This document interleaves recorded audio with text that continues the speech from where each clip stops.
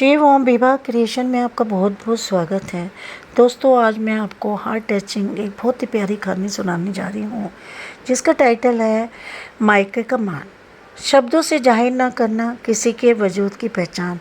हर कोई इतना कह नहीं पाता जितना महसूस करता है। रश्मि भी बहुत सीधी सादी और सरल स्वभाव की थी और अपने जीवन के दांव पेच कुछ कम ही समझ आते थे।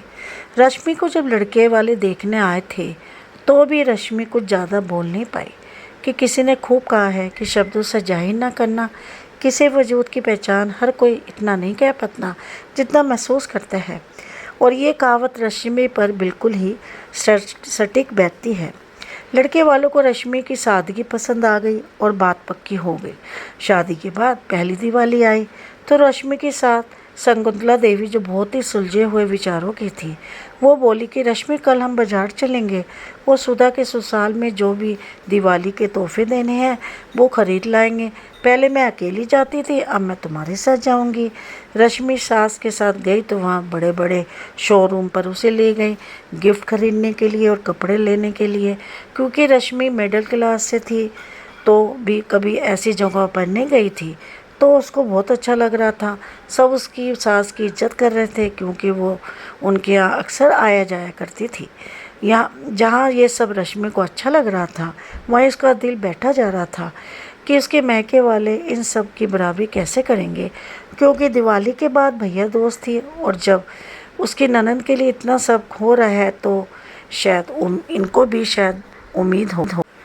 रश्मि ने बातों बातों में अपनी माँ से ये बात रखी तो उसकी माँ, जो कि एक विधवा थी, उन्होंने अपनी चूड़ियाँ गिरवी रख के रश्मि के लिए गोल्ड बनवा दिया और दिवाली पर उसके भाई भाभी का सामान देकर भेजा।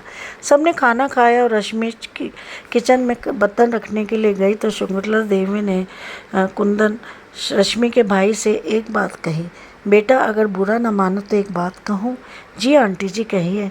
ये जो तुम लाए हो वो मैं जानती हूँ अपने सामर्थ्य के बाहर से लाए हो, क्योंकि हर लड़की अपने मायके का मान रखती थी, चाहती है, मान रखती है अपने ससुराल में। पर मेरा निवेदन है कि 250 रुपये से एक मिठाई के डिब्बे से ज़्यादा मैं कुछ नहीं रखूँगी, क्योंकि भाई का हक होता है बहन को देना। इसलिए शगुन और तुम दोनों का प्यार हमेशा मीठा बना रहे, इसलिए मिठाई काफ़ी है।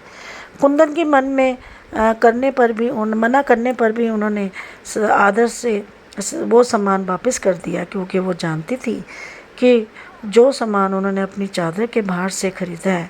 दोस्तों, सही कहते हैं, सबके प्यार किसी की दुकान में नहीं मिलता, बस महसूस कर तो अपने अंदर ही है। रश्मि रोने लगी और अपनी सास के गले लग गई।